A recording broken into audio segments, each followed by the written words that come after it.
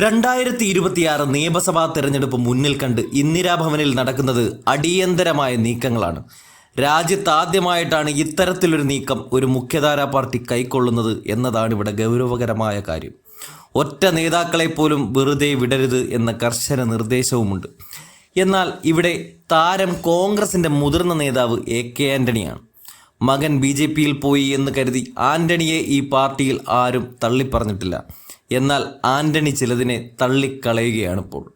അത് മറ്റൊന്നുമല്ല, ഈ തെരഞ്ഞെടുപ്പ് കഴിയുന്നിടം വരെ AI ഗ്രൂപ്പുകളൊന്നും വേണ്ട, പകരം AI എന്ന സാങ്കേതിക വിദ്യ മാത്രം മതി എന്നാണ്. 1 വർഷം മാത്രമേ ഇനി സംസ്ഥാന തെരഞ്ഞെടുപ്പിനായിട്ടുള്ളൂ.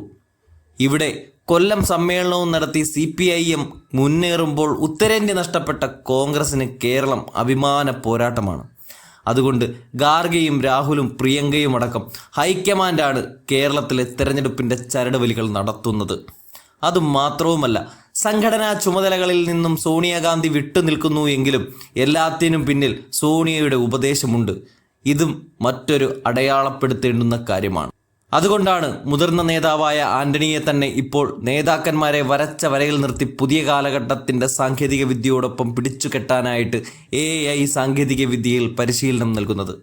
2026 നിയമസഭ പിടിക്കാൻ പരമ്പരാഗത പ്രചാരണ തന്ത്രങ്ങളെ മാത്രം ആശ്രയിച്ചാൽ പോരാ, ആധുനിക സാങ്കേതിക വിദ്യയും പരീക്ഷിക്കണം. പുത്തൻ കാലത്തെ സാങ്കേതിക വിദ്യ AI ആണ്.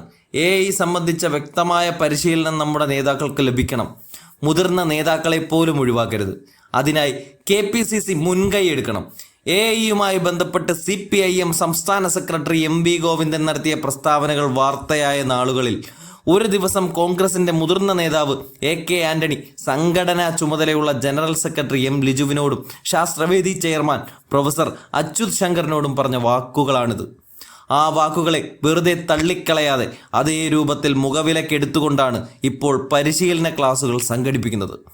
ആൻ്റണി പറഞ്ഞാൽ പാർട്ടിയിൽ പിന്നെ അപ്പീലില്ല. അതിൻ്റെ അടിസ്ഥാനത്തിൽ വരും ദിവസങ്ങളിൽ KPCC ഭാരവാഹികൾക്കും DCC പ്രസിഡന്റുമാർക്കും AI പരിശീലന ക്ലാസ് നൽകും. സംസ്ഥാനത്ത് ഇതാദ്യമായാണ് ഒരു മുഖ്യധാരാ രാഷ്ട്രീയ പാർട്ടി അവരുടെ ഉന്നത നേതാക്കൾക്ക് AI ക്ലാസ് സംഘടിപ്പിക്കുന്നത്.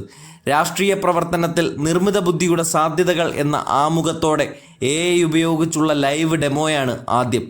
നേതാക്കളുടെ താല്പര്യം അനുസരിച്ച് കൃത്യമായ ഇടവേളകളിൽ പരിശീലനം നൽകാനാണ് പദ്ധതി. മുതിർന്ന നേതാക്കളടക്കമുള്ളവർ ക്ലാസ്സിൽ പങ്കെടുക്കും. ക്ലാസ്സിന് വേണ്ടിയുള്ള മൊഡ്യൂൾ ഉൾപ്പെടെ അച്യുത് ശങ്കർ തയ്യാറാക്കി കഴിഞ്ഞു. രാവിലെ ഭാരവാഹി യോഗത്തിന് ഇന്ദിരാഭവനിലെത്തുന്ന നേതാക്കൾ ഉച്ച കഴിഞ്ഞ് മുങ്ങാതെ ക്ലാസ്സിൽ കയറണമെന്നാണ് പാർട്ടിയുടെ നിർദ്ദേശം. ഇവിടെ എടുത്തു പറയേണ്ടുന്ന കാര്യം, അനാവശ്യമായി ഇനി നേതാക്കൾ വാ തുറക്കാനാവില്ല എന്നതാണ്.